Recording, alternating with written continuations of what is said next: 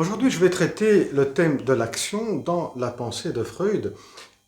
Attention, Freud n'a jamais écrit, n'est jamais consacré un écrit sur ce thème dans le sens général, sur l'action, sur la relation entre l'action, les représentations, la pensée, comme c'est le cas dans le domaine de la philosophie. Mais on va voir comment le thème de l'action est bien présent tout au long de sa pensée, tout au long de ses écrits de la psychanalyse. Et je vais montrer comment on peut aborder le thème de l'action dans la pensée de Freud sous quatre registres différents. Le premier, c'est bien l'action dans le sens général du terme, c'est l'action, comment elle se développe chez l'être humain.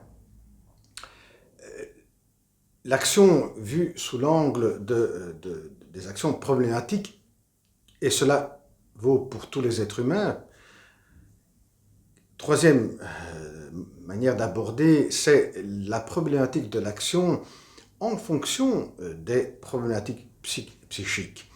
Et pour terminer, la problématique de l'action au sein du processus analytique.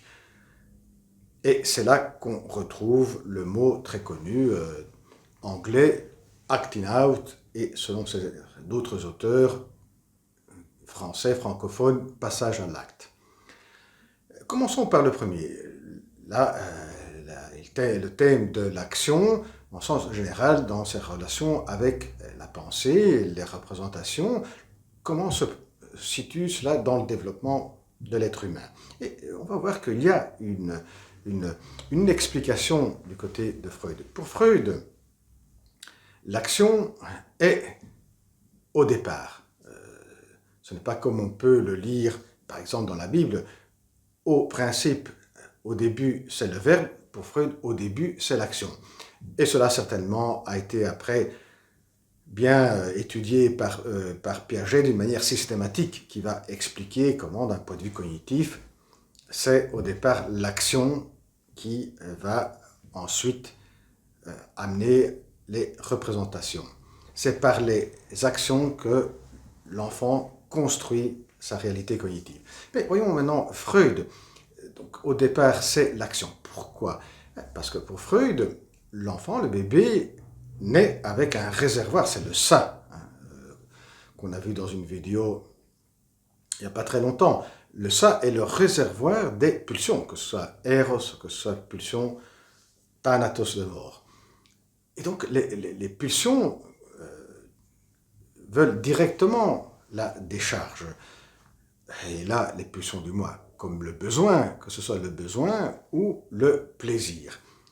Et là, c'est ce que Freud appelle le principe de plaisir. C'est que le bébé veut obtenir directement le plaisir. Mais voilà que quand il veut obtenir la satisfaction directement, il n'obtient pas. Il doit attendre. Il doit tenir compte petit à petit de la réalité. Il doit aller chercher la satisfaction du plaisir dans la réalité. Bien, dans ce processus, voilà que naissent les représentations. La représentation, c'est ce qui permettra au bébé d'aller rechercher dans son environnement, dans la réalité, ce qui lui permettra de satisfaire une représentation chargée de la pulsion. Par exemple, la pulsion orale, la représentation du sein, et aller chercher dans l'environnement le sein.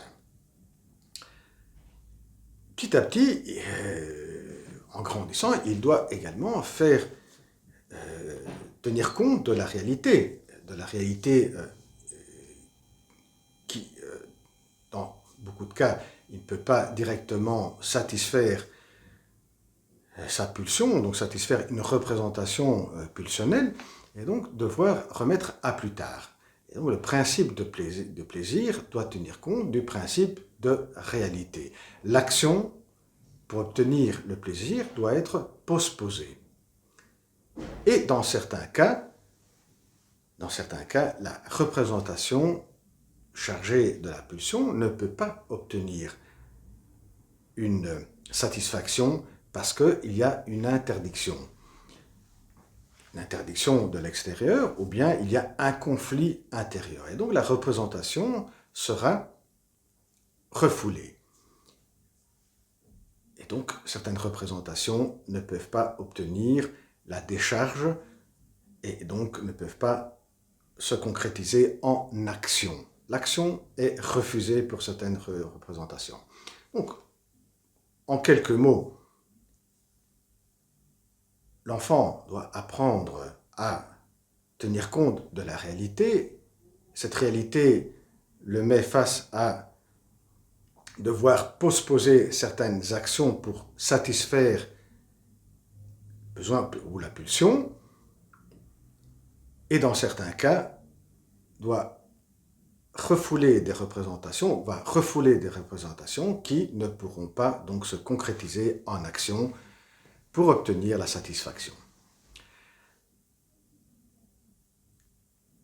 Il y a des actions très particulières que Freud a mis en évidence, par exemple par le biais de l'observation d'un enfant qui jouait avec une bobine, et c'est la fameuse histoire, fameux récit qu'on connaît sous le nom du jeu du Forda, parce qu'avec la bobine, le petit enfant va représenter avec cette bobine la maman qui apparaît et disparaît, apparaît et disparaît. Et là, Freud parlera d'une répétition, d'une compulsion à répéter une action.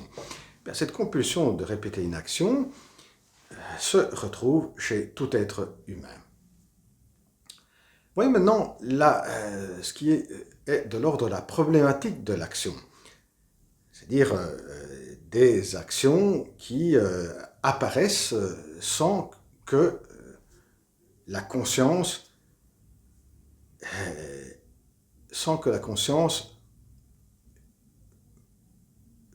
veuille que ces actions se produisent. C'est ce que Freud a appelé la psychopathologie de la vie quotidienne. Il y a toute une série d'actions qui se produisent, d'actes qui se produisent. Freud ne fait pas vraiment une distinction entre action et acte, indépendamment de la conscience. Ce sont des représentations, que ce soit du côté de la pulsion Eros ou Thanatos, qui sont refoulées et qui essayent de trouver un autre chemin pour obtenir satisfaction, pour obtenir une décharge, et l'obtiennent à travers des actes manqués, un oubli, un lapsus, etc. Et là, grâce à ces actes, donc des actions, eh bien, ces représentations refoulées obtiennent une certaine satisfaction sans l'accord de la conscience. Et certainement, le vrai registre où se situe tout ce qui est la concrétisation d'action est le moi où se trouve la perception conscience, le système perception-conscience. Voyons maintenant le troisième groupe qui est des problématiques autour de l'action qui caractérisent certaines problématiques psychiques. Je vais faire quelques exemples ici. L'exemple le plus connu dans la pensée de Freud sont les actes compulsifs qu'on retrouve chez l'obsessionnel. Personne qui va se laver 10 fois les mains, une fois derrière l'autre, il y a là un acte qui échappe à la conscience. Il y a une obligation à reproduire un acte. De même, la personne qui doit continuellement vérifier si le gaz est fermé ou ouvert, il y a là un acte qui se présente comme compulsif, et cela indépendamment de la conscience, du moi, où se situe le système perception-conscience. On retrouve d'autres facettes des problématiques de l'action. Ici, c'est une action qui se reproduit indépendamment de la volonté de la personne. Il y a d'autres problématiques de l'action qui sont l'inverse. C'est par exemple l'obsessionnel qui va continuellement s'attarder à penser toujours le même sujet. Il va toujours procrastiner l'action. Il ne va jamais concrétiser l'action et va remettre à plus tard l'action. Et là, c'est le contraire. C'est la représentation qui a le dessus. Représentation, des circuits de représentation qui s'auto-alimentent et qui ne vont jamais se traduire en action. Là, il y a une limite, une incapacité à agir. C'est la procrastination.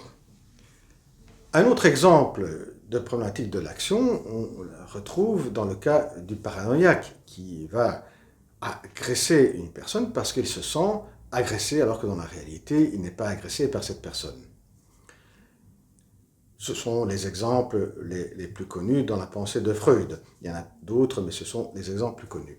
Et pour terminer, le quatrième groupe qui est les problématiques de l'action au sein de la cure analytique, au sein du processus psychanalytique avec le patient, entre l'analyste et le patient.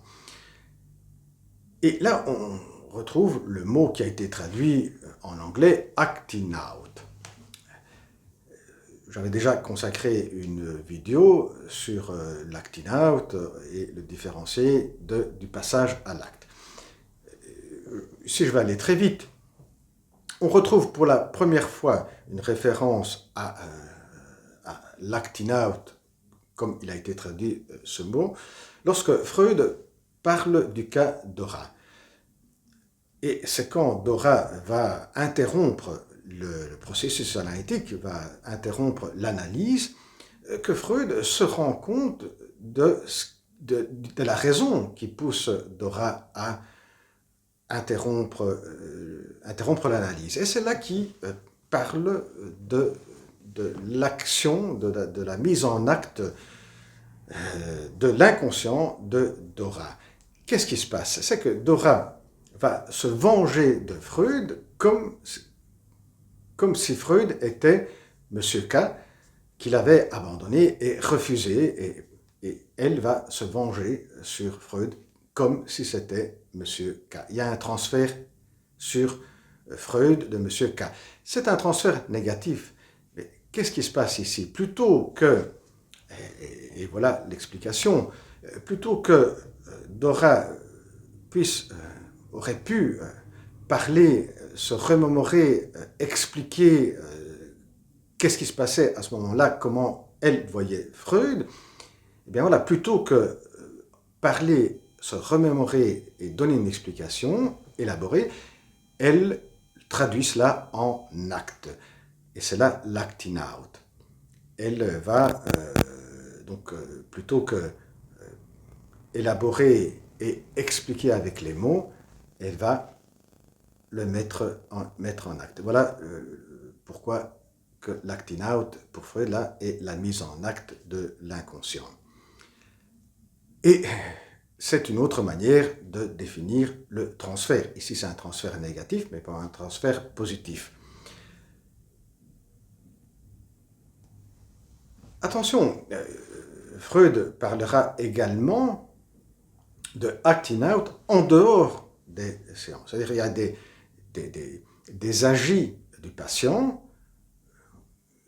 Donc, lorsque la personne suit une analyse, il va y avoir des agis en dehors du cabinet, en dehors de la relation entre l'analyste et le patient, qui peuvent aussi avoir des dégâts, provoquer des dégâts. Et c'est pour cette raison que Freud déconseillait aux patients, au moins pendant la première période, une certaine période de l'analyse, d'éviter de faire des choix, des choix importants de la vie, de plutôt remettre par après, parce qu'il peut y avoir des choix qui sont l'effet de ce qui se passe en analyse. Donc, ce qui se passe en analyse peut provoquer des acting out, des actions qui ne sont pas élaborées au sein de l'analyse, les faire en dehors des séances, en dehors du processus analytique. Et bien voilà pour ce qui est du thème de l'action dans la pensée de Freud. Bien voilà, à la prochaine vidéo. Au revoir.